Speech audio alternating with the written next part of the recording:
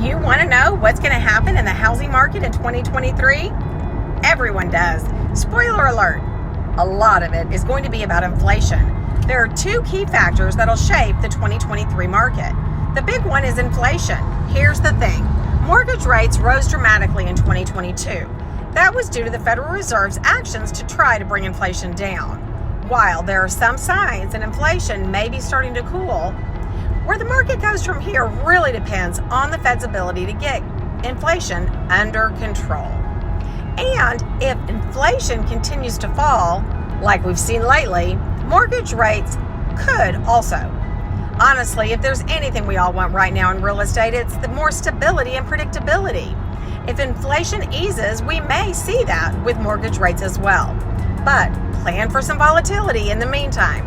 Remember, 2023 is going to be all about inflation. I'll keep following the latest information on the market. So if you have any questions on what we can do and what we can expect from the new year, let's connect. It's Patty Hardy here, Sheridan Realty at Canyon Lake. Talk to you soon. Thanks.